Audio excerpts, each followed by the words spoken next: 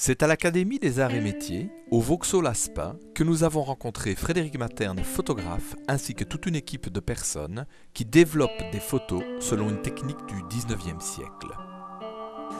Ouais, non, certainement.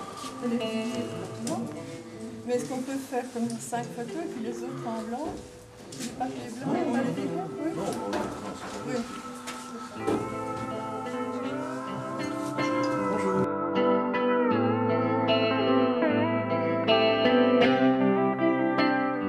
Pour essayer d'avoir un projet, je veux dire, un peu plus grand que les formats traditionnels et quelque chose qu'on pourrait vraiment aller montrer à l'extérieur et qui pourrait peut-être aussi un petit peu questionner les gens qui allaient voir la photo en disant est-ce que c'est vraiment une photo, on dirait une gravure, c'est une précision photographique, on dirait un dessin. Alors on a eu tous ensemble l'idée d'aller proposer à la ville, à ma direction, à la ville, dire le fait de faire un sujet avec la gamme bichromatée en grand format sur donc la ville de Spa. C'est pour ça qu'avec mes élèves, je leur ai donné comme thème à chacun, ceux qui font du noir et blanc, ceux qui font de la couleur, ceux qui font du numérique, et ceux qui font ce procédé-là, le thème de la ville de Spa. Alors, est-ce que vous pourriez nous expliquer les étapes pour faire une photo? Pour faire une photo. Donc ce procédé-là, il date de la moitié du 19e siècle. Si ma mémoire ne fait pas complètement défaut, c'est M. Poitevin qui avait trouvé la solution. Donc c'est un tirage à la gomme bichromatée. Donc par rapport au film, ici on est sur un travail pigmentaire, sur un procédé pigmentaire. C'est-à-dire qu'on prend un papier, de type aquarelle, mais on prend, sans citer la marque, mais on va le faire quand même, pour ceux qui cherchent. C'est un papier anomule, type 300 grammes. Donc c'est un inconvénient, c'est qu'avec l'eau ça bouge un tout petit peu, mais c'est comme beaucoup de papier. Mais c'est aussi un avantage, c'est que c'est une matière, et en même temps, je vais dire que c'est agréable au toucher, mais il y a quand même une forme de rigidité qui se crée. Donc ça veut dire que quand on travaille avec un papier humide, c'est quand même beaucoup plus facile que si on travaille avec du papier assez humide. Maintenant, une fois qu'on a alors pré-trempé la feuille 2-3 fois, qu'on l'a fait sécher à l'air libre, on va alors préparer ce qu'on appelle l'émulsion. Donc c'est ce qui va rendre le papier sensible. L'émulsion, alors comme je disais tout à l'heure, elle est à base de bichromate de potassium. De pigment, c'est ce qui va déterminer la couleur de l'image. De la colle vinylique, c'est la colle qu'on utilise à l'école. On pourrait également utiliser la vraie gomme. Et alors, bon, la vraie gomme, il faut savoir que c'est un tout petit peu délicat dans la mesure où on doit faire fondre ces cristaux-là, filtrer et faire l'opération comme ça plusieurs fois. Et nous, pour des raisons, entre guillemets, de facilité et de manipulation, on a préféré acheter de la gomme, la colle vinylique plutôt, toute faite, et de l'eau.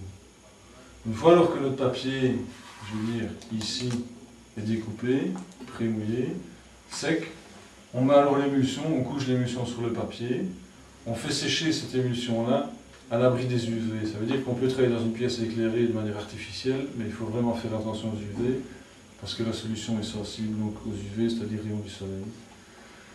Une fois que c'est sec, alors on a un négatif du format de la photo. Dans ce cas-ci, c'est un négatif qui fait 90 sur 120 cm. Donc ça, on fait faire à l'extérieur chez des imprimeurs. On a un sol. Un solé, ça veut dire que par contact, donc on a notre papier photo, je dirais, qu'on a préparé nous-mêmes, du moins l'émulsion. On a un négatif par contact, on a une vitre qui vient à faire pression. Et on a un sol avec 4 lampes ici. Les lampes de chez Philips, HPR 125 watts, mais pour ceux qui s'intéressent, ils ne les font plus. Donc mais on a trouvé un substitut. Une fois qu'on a alors insolé pendant un certain nombre de minutes, on vient ici, et alors on trempe le papier photo dans l'eau, et c'est l'eau qui sert de révélateur. Il faut savoir par exemple que sur cette image-ci, il y a une couche.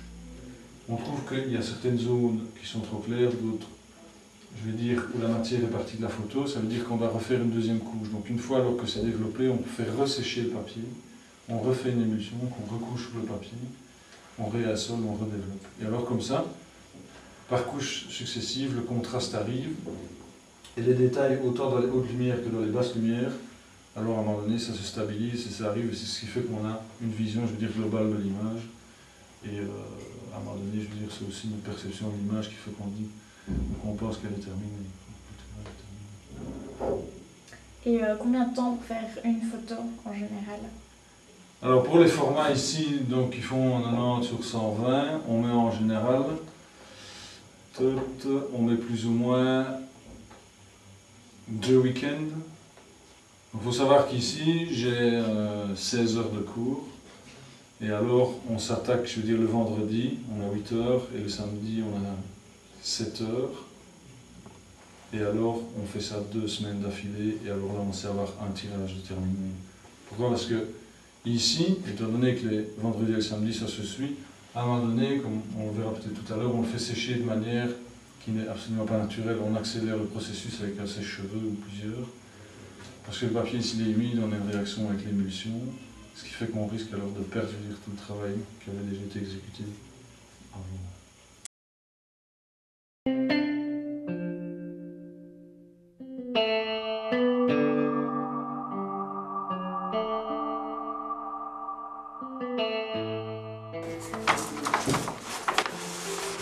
Alors, ici.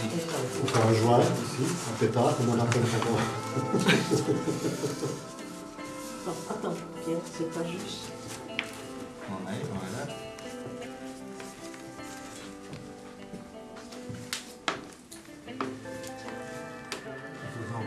Non, un peu. C'est parce qu'il dit. Voilà.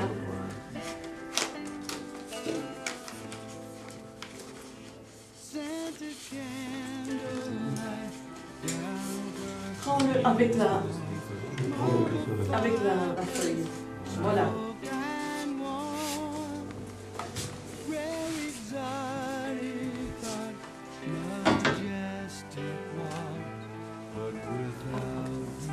C'est bon, tu t'en sers? Ok. Ok, allez. Je peux le lire. Ouais, vas-y. On le fera un tout petit peu pour celui-ci. J'en garde un peu.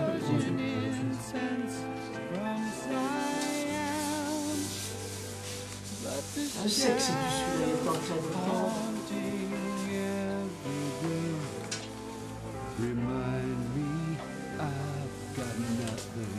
Il en reste encore.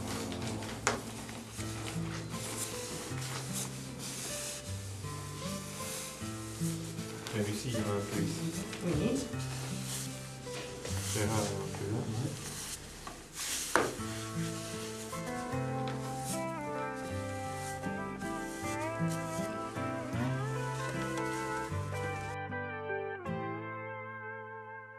I suppose when melancholy creeps under quilts all lined in silk, it will be of no use counting sheep.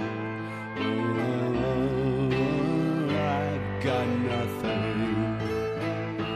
There's a single key that fits these chains, a single sword that fights back fear. Throw the book of Job in the rain, 'cause without you I've got nothing. Without you I am nothing.